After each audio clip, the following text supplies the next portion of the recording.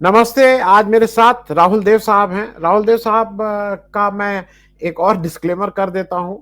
उसकी हालांकि हिंदी है, ये मुझे तुरंत टोकेंगे अभी कि हिंदी क्यों नहीं बोला। ये मेरे सहपाठी भी रहे हैं, तो कभी कभी आपको ऐसा लगेगा कि कोई बेतकल्लुफी वाली बात हो गई है, तो वो अनादर का भाव नहीं है, उसमें मित्रता का भाव होगा। उस वजह से कभी कभी हो सकता है किसी को लगे। राहुल, आप एक चीज ये बताएं कि आजकल भाषा के सवाल को लेके बहुत तरह तरह की बात हो रही है। जब हम लोग बड़े हो रहे थे तो हिंदी भाषा की एक बात थी, लेकिन बाद में पता लगा कि वो हिंदी भाषा से ज्यादा वो भाषा आंदोलन था। हम लोगों ने उसको हिंदी आंदोलन के रूप में ज्यादा देखा था। तो ये जो अभी मामला है कि तीन भाषा की बात या दो भाषा, या ये सारा मामला है क्या? और दक्षिण भारत की अपनी समस्याएं हैं, हम अपने तरह से उसको देखते हैं। ये जरा एक बार आप समझाइए, फिर मेरे दो तीन प्रश्न होंगे छोटे छोटे, वो मैं आपसे पूछ लूंगा। पहली टिप्पणी कर दीजिए कि भाषा का ये मामला है क्या? जरूर जरूर आनंद। अब हम लोग दोस्त हैं तो दोस्ती बने रहेंगे, चाहे किसी भी भूमिका में हो। और सहपाठी होना तो बहुत ही बड़ी बात है यार। तो जी हम दोस्त की तरह ही बात करेंगे। जी जी और आशा है आप भी वैसे ही करेंगे। जी तो बेतकल्लुफी ही होनी चाहिए बीच में। जी जी जी जी तो ये भाषा का मामला तो हम सब जानते हैं। देखिए, हर व्यक्ति समझता है कि वो भाषा जानता है। हम क्योंकि हम कोई ना कोई भाषा बोलते हैं, जानते हैं, कई बार एक से ज्यादा जानते हैं, तो हम समझते हैं कि जिसका हम इतना ज्यादा इस्तेमाल करते हैं दिन रात, उसको हम जानते ही हैं, उसके बारे में सब समझते हैं। लेकिन ऐसा होता नहीं है। भाषा अपने आप में एक बहुत बहुत बड़ा, बहुत विशद, व्यापक और गहरा और जटिल विषय है।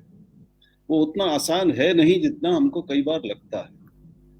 भाषा सीधे सीधे मनुष्य की भावनाओं से जुड़ी हुई चीज है, और उसके दिमाग से जुड़ी हुई चीज है, उसके अंतःकरण से जुड़ी हुई चीज है। और जो भी चीज भावनात्मक रूप से हमसे जुड़ी होती है, हमको जोड़ती है, वो उसका इस्तेमाल विभाजन के लिए भी किया जा सकता है। वो अक्सर विस्फोटक और विभाजक भी हो जाती है। तो भारत जैसे बहुभाषी देश में भाषाओं के विवाद कोई नए नहीं हैं। ये सैकड़ों साल पुराने हैं। और आपको मालूम होगा कि हमारे यहाँ 1956 में जब राज्यों का पुनर्गठन हुआ, तो भाषा के आधार पर ही नए राज्यों का गठन किया गया और पुनर्गठन किया गया। तमिलनाडु की जहां तक जो आज का मसला है, जिस पर हम लोग बात कर रहे हैं, जो सब चर्चा चर्चा में है, उसका उसके लिए हमें तमिल राजनीति की जड़ों को थोड़ा सा समझना पड़ेगा। देखिए, इस समय जो विवाद है वो कुल मिलाकर केंद्र और तमिलनाडु के बीच में ही है। अब हिंदी भाषी राज्य तो देश में बहुत सारे हैं। 10-11 जो हिंदी भाषी हैं उनको छोड़ दें तो उसके अलावा पश्चिम में, पूर्व में, ऊपर उत्तर में भी और दक्षिण में ज्यादातर राज्य जो गैर हिंदी भाषी क्षेत्र हैं, राज्य हैं, वो हिंदी वालों से ज्यादा है। लेकिन किसी और दूसरे प्रदेश को हिंदी से कोई समस्या नहीं है, ना नई शिक्षा नीति से उस रूप में भाषा हिंदी को लेकर कोई समस्या है जैसे तमिलनाडु का। जब तमिलनाडु, आप देखिए कि 1960 से कम, जब आजादी के बाद की मैं बात कर रहा हूँ, वैसे हिंदी का विरोध, बहुत उग्र विरोध और हिंसक विरोध, तो 1937 और 38 से ही वहां शुरू हो गया था।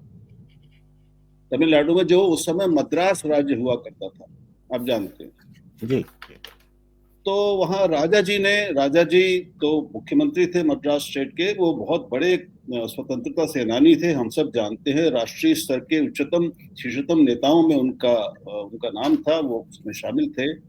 और उन्होंने हिंदी को राष्ट्रीय एकता के लिए जरूरी समझकर हिंदी को अनिवार्य किया 1937 में। वो मुख्यमंत्री थे तब मद्रास के।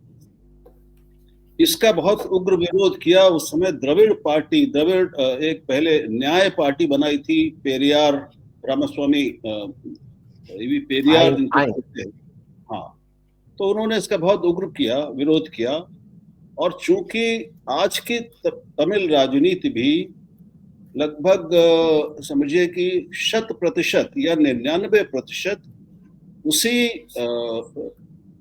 सामाजिक और सैद्धांतिक धुरी पर खड़ी है, उन्हीं स्तंभों पर टिकी है जिनका निर्माण पेरियार ने 1937 और 40 के दशक में किया था, और उसी वही नींव एक तरह से बनी हुई है। तो तमिलनाडु हमेशा से अपने आप को देश के दूसरे राज्यों की तुलना में एक अलग दृष्टि से देखता है, अलग मानता है। वो अपने किसी भी दूसरे राज्य के साथ ना तो तुलना करता है, उनके साथ भी, उनको अपने साथ खड़ा करने को भी तैयार नहीं। वो बिल्कुल एक अलग, अपनी ही अलग, क्षमा कहना पड़ेगा कि ढपली बजाते रहे। तमिल राजनीति और हिंदी का मामला, हिंदी के कारण कांग्रेस पूरी साफ हो गई तमिलनाडु से।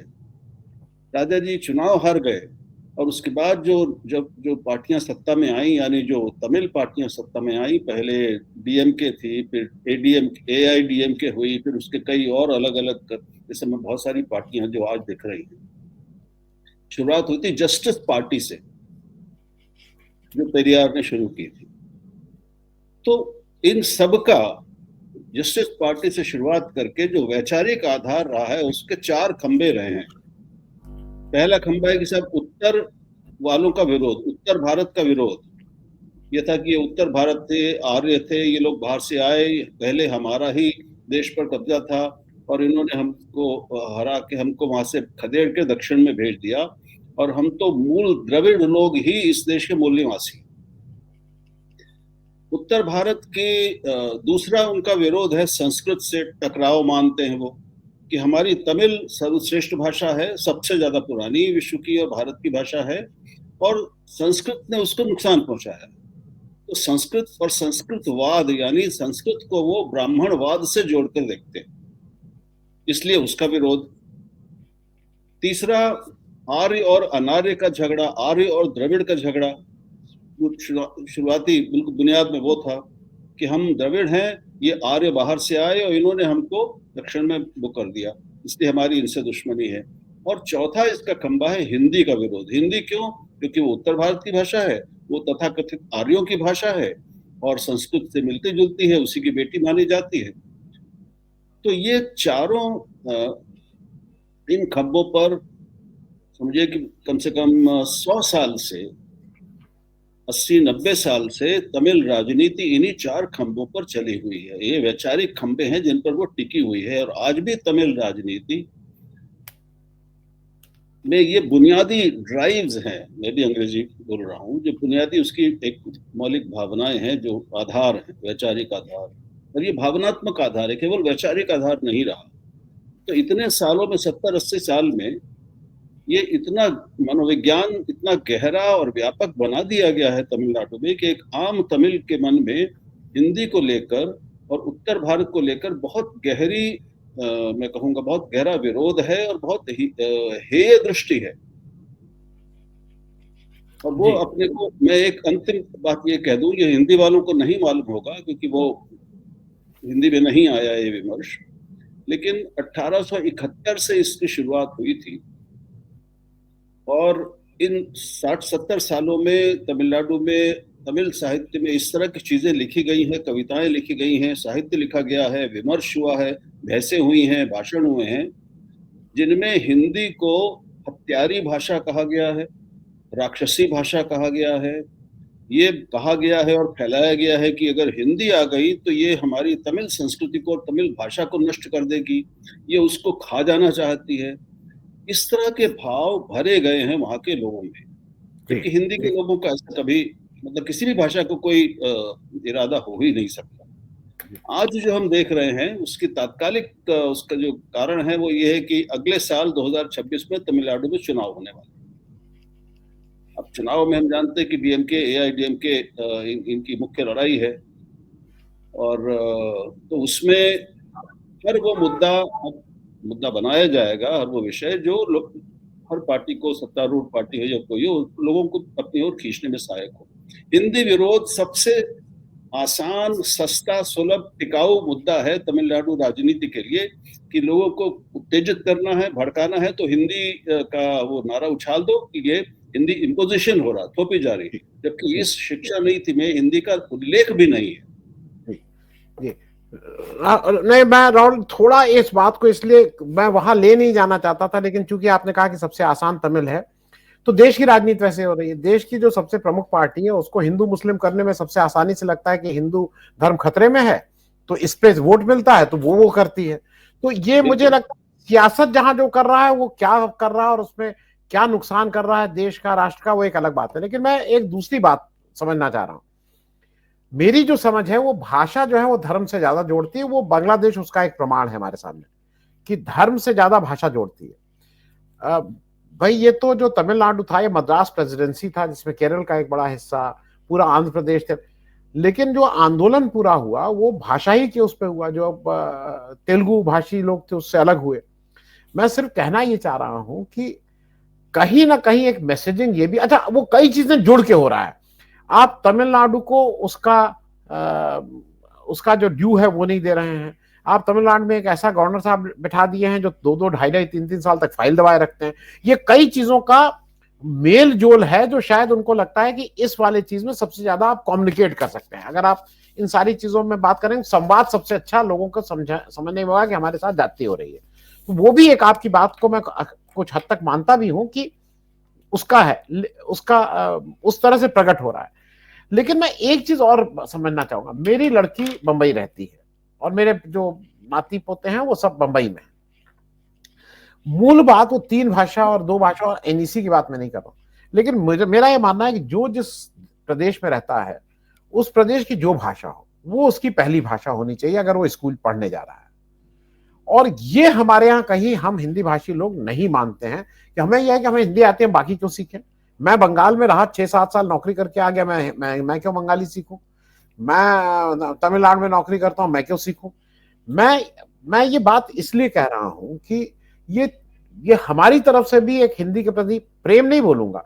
दूसरा, अब उसको क्या बोलेंगे, मतलब हम लोग जो गैंजेस अब गंगा के उससे आ रहे हैं, हम लोग दूसरी भाषा को सीखने के प्रति एक हमारे मन में है कि क्यों सीखें, क्या जरूरत है।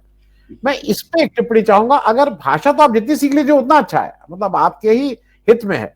तो आपको नहीं लगता है कि जिस प्रदेश में आप रहते हैं और अगर खास करके पढ़ाई कर रहे हैं और वो भी स्कूल की पढ़ाई, तो उस भाषा का तो आपको मतलब पहली वो तो सीखना आपके लिए बिल्कुल लाजमी होना चाहिए, इसको कहते हैं।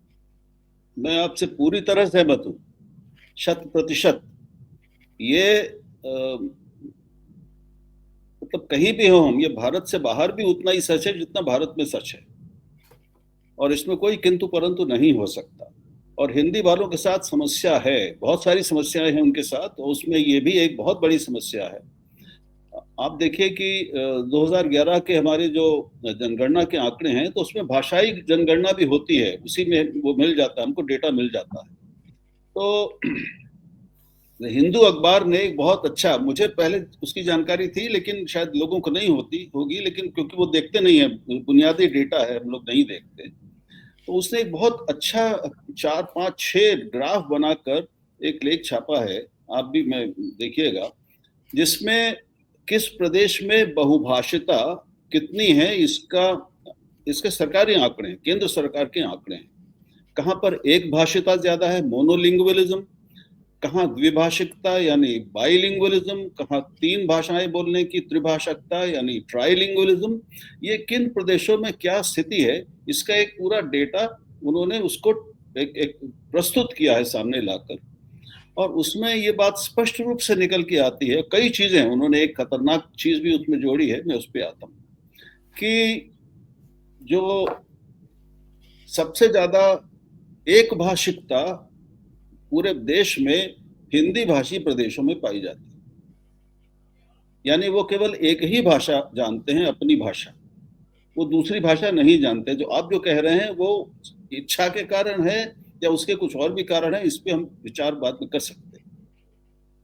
बाकी आप बंगाल का आपने उदाहरण दिया, बंगाल में 3 और 4 भाषाएं आमतौर पर लोग जानते हैं। बंबई में भी रहा हूं तो मैं जानता हूं कि एक आम मुंबईकर जो होता है 4 भाषाएं तो ठीक ठाक थोड़ी बहुत काम चलाऊ जानता ही है, और कम से कम 2 या 3 भाषाओं पर उसका अच्छा अधिकार।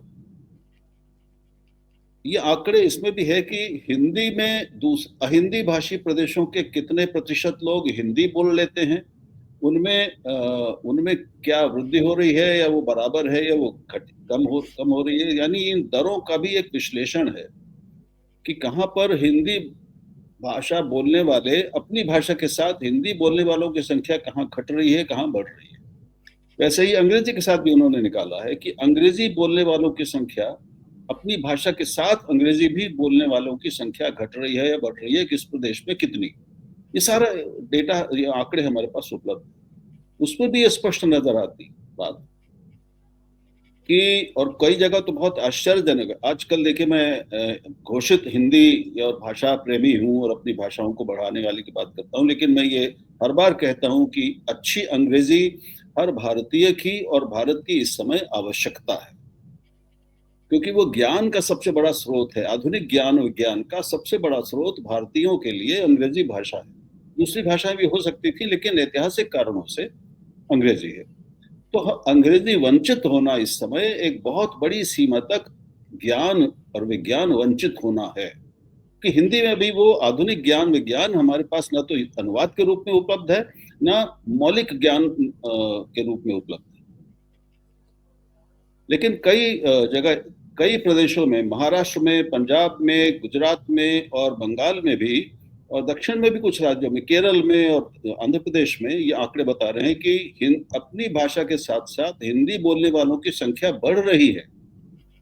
1971 से 2011 के जनगणना के बीच में वो सारा प्रतिशत है उसमें। लेकिन वहीं पर हिंदी प्रदेशों में, हरियाणा में, उत्तर प्रदेश में, बिहार में और राजस्थान में, जो बड़े प्रदेश हैं, मध्य प्रदेश, इनमें अपनी हिंदी के साथ साथ जो अंग्रेजी भी बोलने वालों की संख्या है वो पिछले वर्षों में घटी है, और कई जगह तो बहुत तेजी से घटी है। ये बहुत बहुत चिंताजनक आंकड़े हैं, और ये 2011 के आंकड़े, ये हमें ध्यान रखना पड़ेगा। तो मतलब 13 साल 14 साल पुराना ये आंकड़ा है, लेकिन इसके आगे अभी क्योंकि जनगणना हुई नहीं, हम नहीं जानते, यही आंकड़े हमारे पास।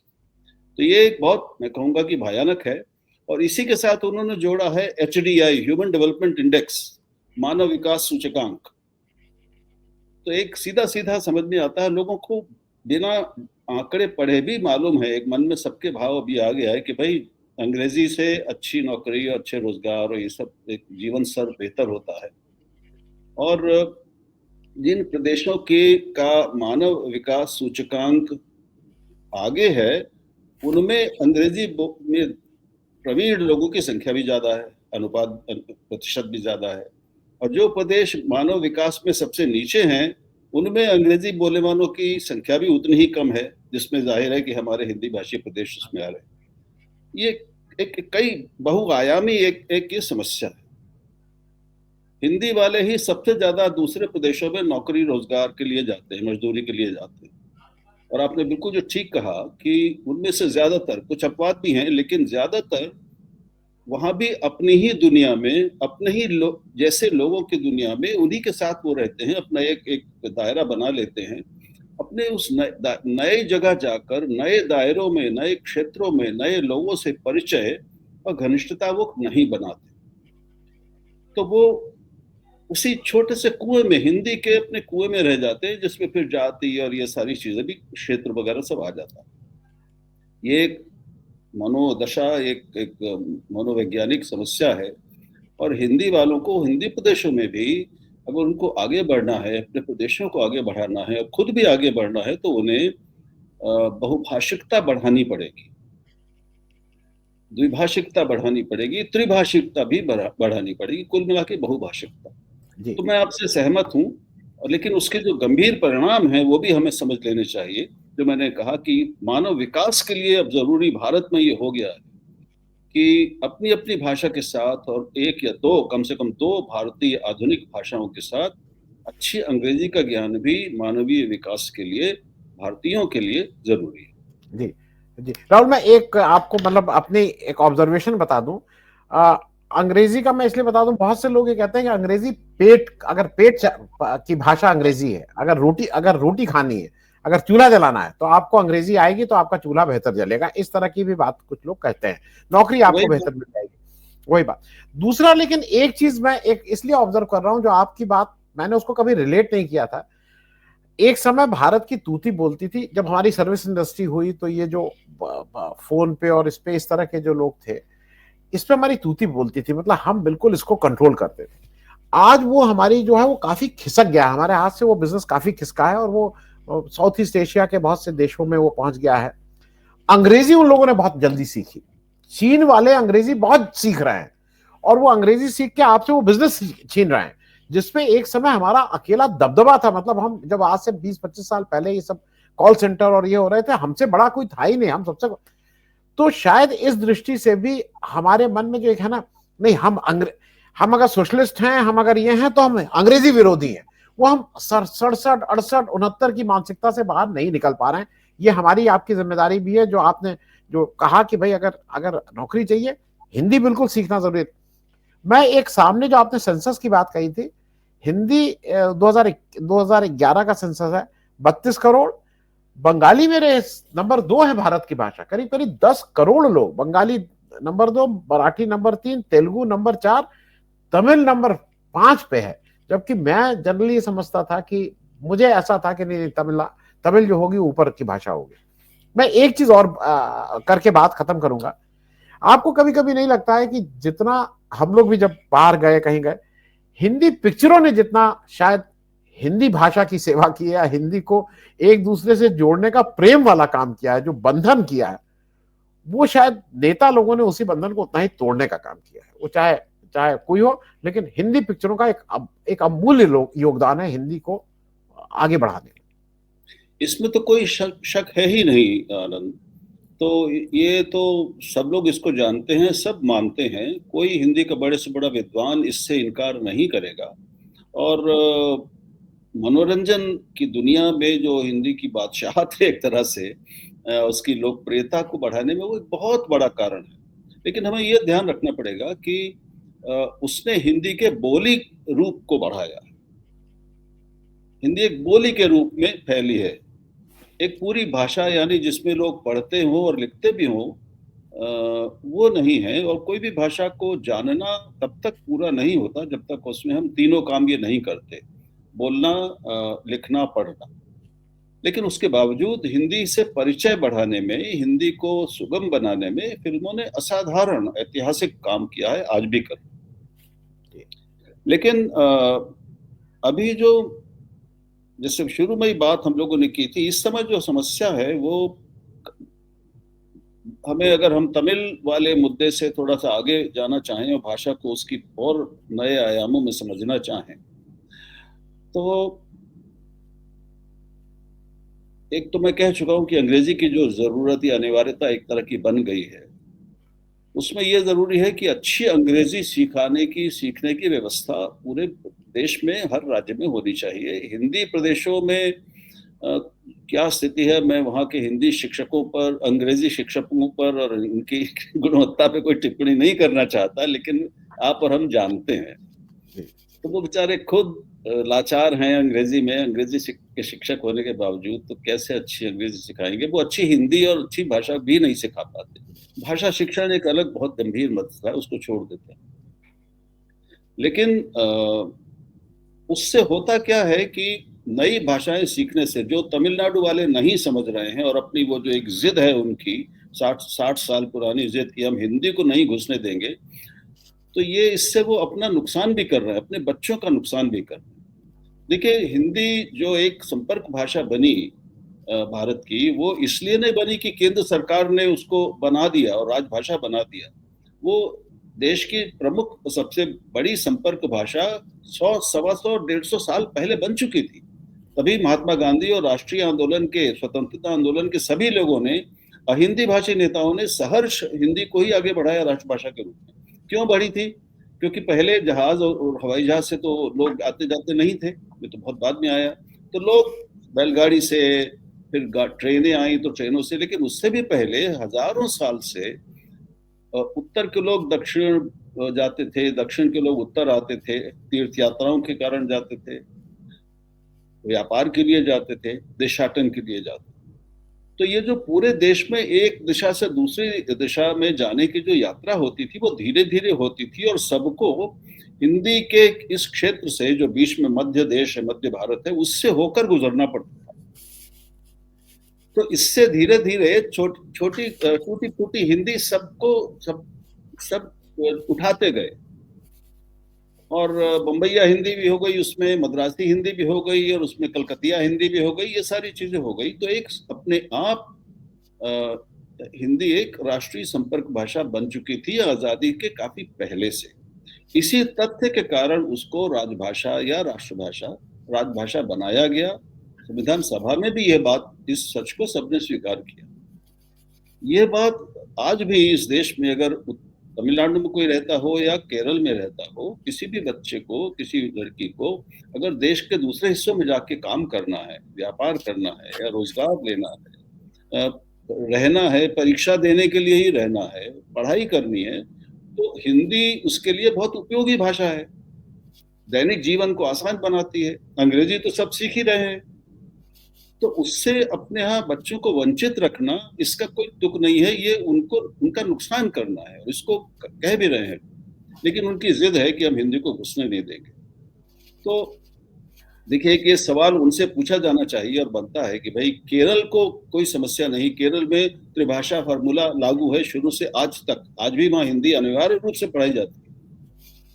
आंध्र प्रदेश को कोई समस्या नहीं है, तेलंगाना को कोई समस्या नहीं है, कर्नाटक को थोड़ी सी अब समस्या, वहां पे कुछ लोग कट्टरवादी शुरू हुए हैं जो कन्नड़ को लेकर बहुत ज्यादा उग्र हैं और हिंदी के विरोध में वो थोड़ा तमिल जैसी बात करने लगे हैं। लेकिन बाकी क्या जो प्रदेश है दक्षिण भारत के, उनको क्या अपनी भाषा से प्रेम नहीं है? सबको है, वो अपनी भाषा को बढ़ा रहे हैं, लेकिन हिंदी से दुश्मनी नहीं कोई मानता। ना तो बंगाल में मानता है, ना असम में मानता है, ना उधर जम्मू कश्मीर में या पंजाब में। तो ये तमिलनाडु की जो समस्या है, ये एक विशिष्ट समस्या है। उसमें एक अंतिम बात, एक जानकारी के तौर पे मैं जोड़ना चाहता हूँ जो मुझे पहले कहनी चाहिए। तमिल समाज का अपनी भाषा तमिल से एक बहुत विशिष्ट रिश्ता है, अद्वितीय रिश्ता है, जैसा मेरी जानकारी में दूसरे किसी दूसरे भारत की दूसरी भाषा से उसके समाज का वैसा नहीं है।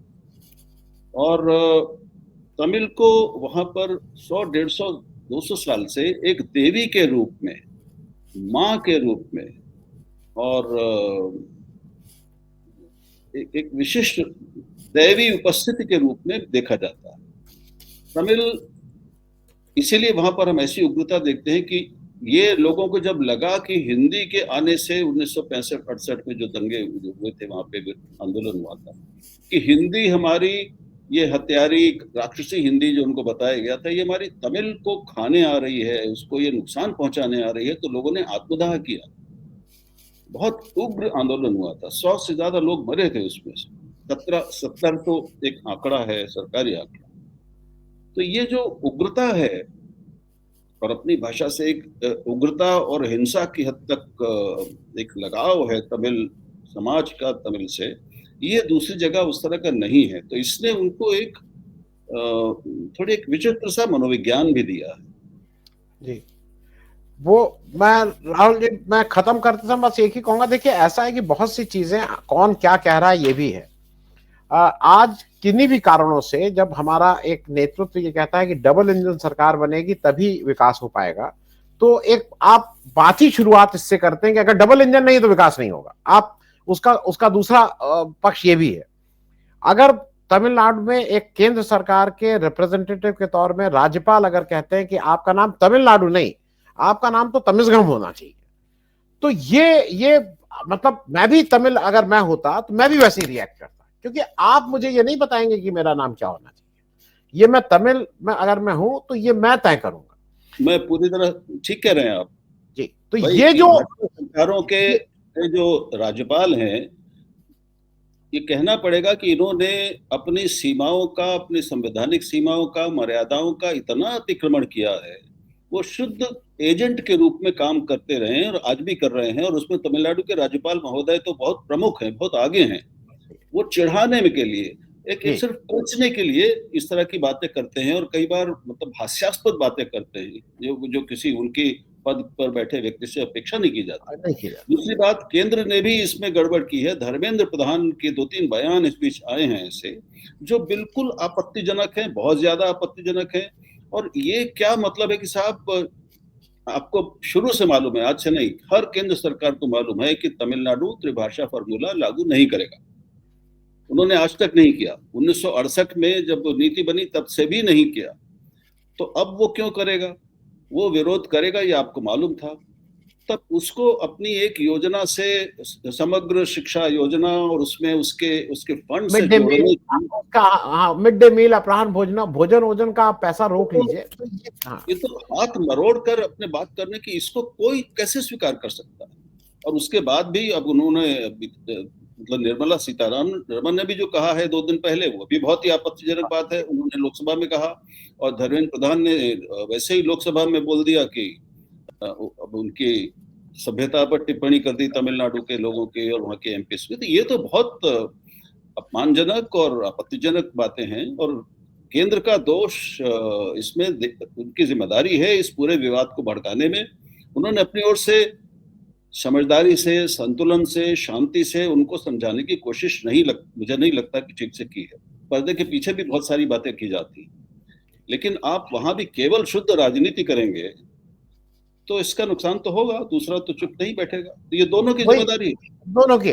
तो ये मतलब मैं एक पक्ष को नहीं, क्योंकि आप जब करेंगे तो देखिए जो छोटा ग्रुप होता है वो ज्यादा रिएक्ट करेगा, हरदम वो ज्यादा रिएक्ट करेगा। अगर आप ज्यादा मुझसे ताकतवर हैं, आप बड़ी शक्ति हैं, तो मेरा रिएक्शन आपसे ज्यादा होगा।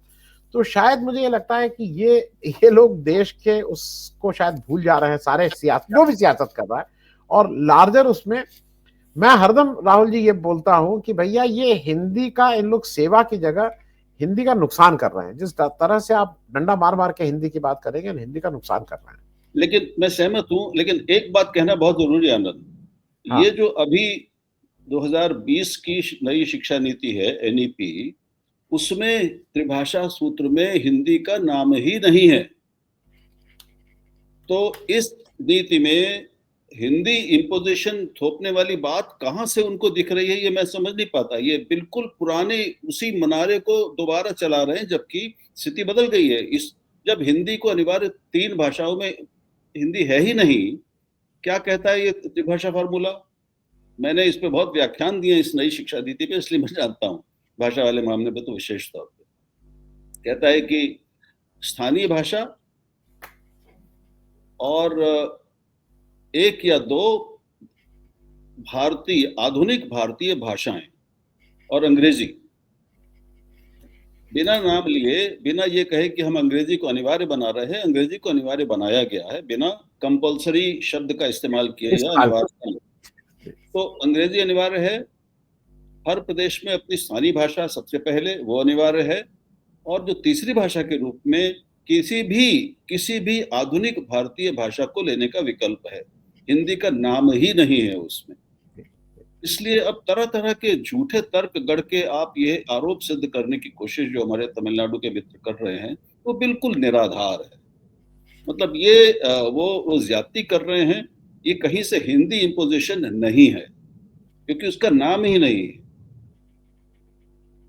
एक काम जो इस सरकार ने मतलब ये सरकार की बात, अब भाषा की शिक्षा की हम कर रहे हैं बात, तो कहना मैं जरूरी समझता हूँ कि शिक्षा नीति में बहुत बड़ी बड़ी बातें तो इन्होंने कर दी।